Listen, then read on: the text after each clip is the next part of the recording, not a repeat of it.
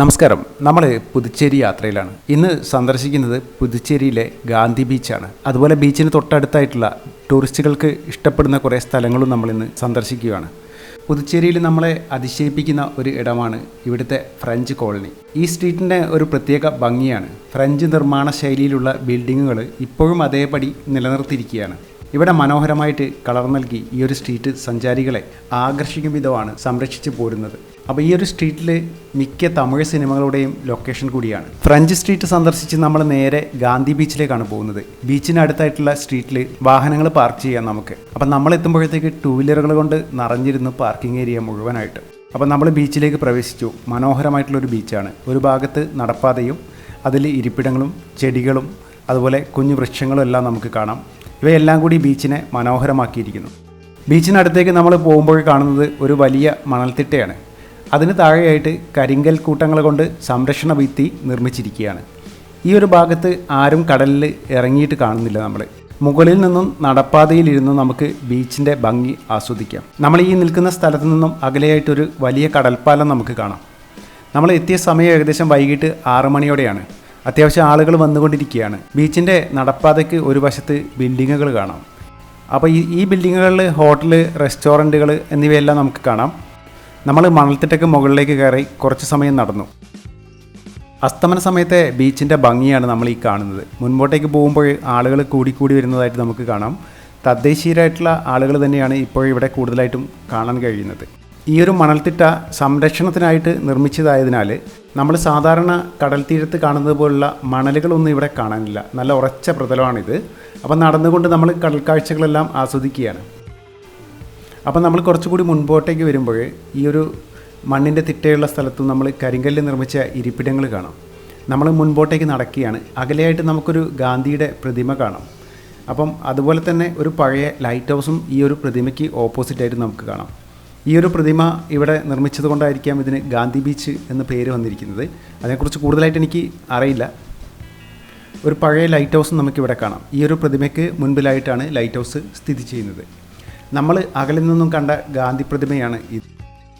അപ്പോൾ ഈ ഒരു ഗാന്ധി പ്രതിമയുടെ മുൻപോട്ടേക്ക് നമ്മൾ നടക്കുമ്പോൾ നമുക്ക് ഈ കരിങ്കൽ തിട്ടയിൽ നിന്ന് കുറച്ചുകൂടി മുൻപോട്ടേക്ക് കടലിൻ്റെ ഭാഗത്തേക്ക് ഇറങ്ങാൻ കഴിയും. അതുപോലെ തന്നെ മണലാണ് ഇവിടെയെല്ലാം നിറച്ചും നമുക്ക് കാണാൻ പറ്റുന്നത്. സാധാരണ നമ്മൾ ബീച്ചിൽ കാണുന്ന അതേ മണൽ തന്നെയാണ് ഇവിടെയും കാണാനുള്ളത്. അപ്പം നമ്മൾ വീണ്ടും കുറച്ചുകൂടി മുൻപോട്ടേക്ക് ചെന്നപ്പോൾ ഓൾഡ് ലൈറ്റ് ഹൗസ് കാണാം. ഗാന്ധി പ്രതിമയുടെ ഓപ്പോസിറ്റ് സൈഡിലായിട്ടാണ് ഈ ലൈറ്റ് ഹൗസ് സ്ഥിതി ചെയ്യുന്നത്. അപ്പോൾ ഇവിടെ നമുക്കൊരു ബോർഡ് കാണാം, നീന്താൻ അനുവാദമില്ല എന്ന്. അപ്പോൾ അപകട മേഖല ആയതിനാലായിരിക്കാം ഇങ്ങനെ കൊടുത്തിരിക്കുന്നത്. അപ്പോൾ ഇവിടെ നിന്ന് നമ്മൾ നോക്കുമ്പോൾ നേരെ കാണുന്ന കടൽപ്പാലം വരയ്ക്കും ഗാന്ധി ബീച്ചാണ്. ഈ ബീച്ചിന് അരികിലായിട്ടുള്ള ബിൽഡിങ്ങുകളെല്ലാം മനോഹരമായ രീതിയിലാണ് നിർമ്മാണം. ഫ്രഞ്ച് ശൈലി ഉൾക്കൊണ്ടിട്ടാവാം ഇങ്ങനെ നിർമ്മിച്ചത്. അപ്പം ഇത്തരത്തിലുള്ള നിർമ്മിതികൾ നമ്മൾ ചില വീടുകൾ അതുപോലെ തന്നെ ബിൽഡിങ്ങുകളെല്ലാം കാലാതീതമായവ എന്ന് നമുക്ക് പറയാൻ പറ്റും. അപ്പോൾ ഏത് കാലത്തും ഇവയൊരു പുതുമ നിലനിർത്തും. അപ്പോൾ അത്തരത്തിലുള്ള ഒരു ശൈലിയിലുള്ള നിർമ്മിതികളാണ് ഇവിടെയെല്ലാം നമ്മൾ കാണുന്നത്. പുതുച്ചേരി ഫ്രഞ്ച് അധീനതയിലുള്ള ഒരു സ്ഥലമായതിനാൽ ആ ഒരു അവശേഷിപ്പുകൾ നമുക്ക് ഇപ്പോഴും എല്ലായിടത്തും കാണാം. പഴയ നിർമ്മിതിയും അതുപോലെ തന്നെ പുതിയ നിർമ്മിതിയും എല്ലാം ഒരു ഫ്രഞ്ച് ചായ നമുക്ക് തോന്നും. അതുതന്നെ ആയിരിക്കാം ഇന്നും പുതുച്ചേരി സഞ്ചാരികൾക്ക് പ്രിയപ്പെട്ട ഇടമായിട്ട് മാറുന്നത്. നമ്മൾ കുറേ സമയം കടൽ കാഴ്ചയെല്ലാം കണ്ട് അവിടെ ചുറ്റിക്കറങ്ങിയ ശേഷം ഗാന്ധി സ്റ്റാച്ചുവിന് മുൻവശത്തുകൂടി മുൻപോട്ടേക്ക് പോയപ്പോൾ സ്ട്രീറ്റ് ഫുഡ് കിട്ടുന്ന ഒരു ഏരിയയിലെത്തി.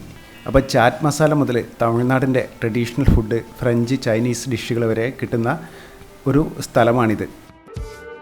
അപ്പം നമ്മളിവിടെ നിന്ന് ചായയെല്ലാം കുടിച്ച് കുറച്ച് റെസ്റ്റ് ചെയ്ത് നമ്മൾ വീണ്ടും കറക്കം തുടങ്ങി.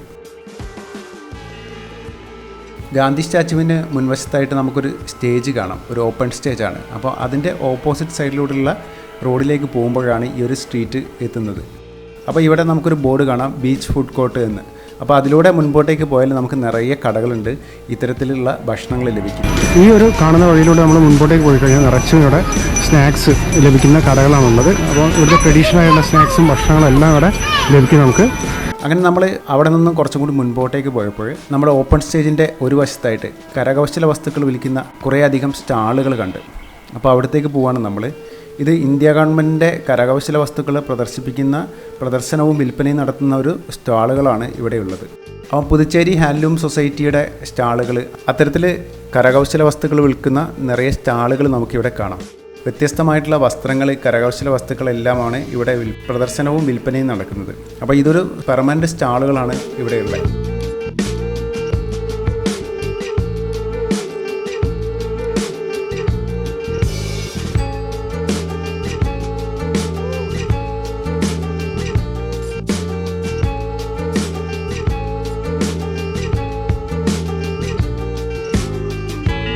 അപ്പം നമ്മൾ ഇവിടെയെല്ലാം ചുറ്റിക്കറങ്ങിയ ശേഷം ഇവിടുത്തെ പ്രശസ്തമായ ഗണപതി ക്ഷേത്രത്തിലേക്കാണ് നമ്മൾ പോകുന്നത്. മണകുള വിനായക ക്ഷേത്രം. രാത്രിയിലെ പുതുച്ചേരിയുടെ ഭംഗി ആസ്വദിച്ചുകൊണ്ട് നമ്മൾ യാത്ര ചെയ്യാണ്. നമ്മൾ ക്ഷേത്രത്തിന് മുൻവശത്തായിട്ടെത്തി. ക്ഷേത്രത്തിലേക്ക് പോണ വഴിയിൽ നിറയെ പൂക്കൾ വിൽക്കുന്ന ആളുകളെ കാണാം.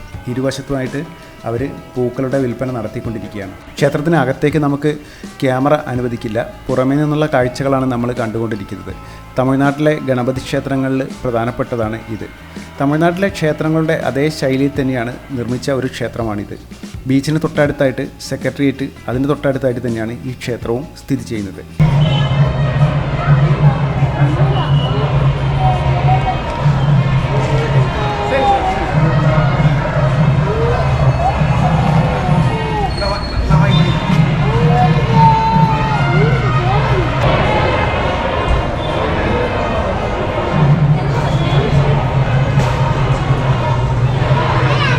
പിറകിലായിട്ട് വരുന്നതാണ് മണകുള വിനായക ക്ഷേത്രം വരുന്നത്. നമുക്ക് ബീച്ചിന് തൊട്ടടുത്തായിട്ട് സന്ദർശിക്കാൻ പറ്റിയൊരു ക്ഷേത്രമാണ്. അതുമാത്രമല്ല, ഇന്ത്യയിലെ തന്നെ പ്രശസ്തമായുള്ള ഗണേശ ക്ഷേത്രങ്ങളിലൊന്നാണ് ഈ ഒരു മണകുള വിനായക ക്ഷേത്രം എന്ന് പറയുന്നത്. അപ്പോൾ നമ്മൾ ക്ഷേത്രത്തിലേക്ക് പോണ വഴിയിൽ നേരത്തെ കണ്ടിരുന്നല്ലോ പൂക്കൾ വിൽക്കുന്ന ആളുകൾ. ഇവർ ക്ഷേത്രത്തിലേക്ക് സമർപ്പിക്കാനുള്ള പൂക്കളും അതുപോലെ തലയിൽ ചൂടാനുള്ള മുല്ലപ്പൂ അങ്ങനെയുള്ളവയെല്ലാമാണ് ഇവിടെ നിർമ്മിച്ചുകൊണ്ടിരിക്കുന്നത്. ബീച്ചും ക്ഷേത്രവും ഇവിടുത്തെ ഫ്രഞ്ച് സ്ട്രീറ്റും എല്ലാം സന്ദർശിച്ച് ഇന്നത്തേക്ക് നിർത്തുകയാണ്. അപ്പോൾ അടുത്ത വീഡിയോയിൽ നമുക്ക് പോണ്ടിച്ചേരിയുടെ മറ്റൊരു ടൂറിസ്റ്റ് പ്ലേസ് പരിചയപ്പെടാം. Okay, by.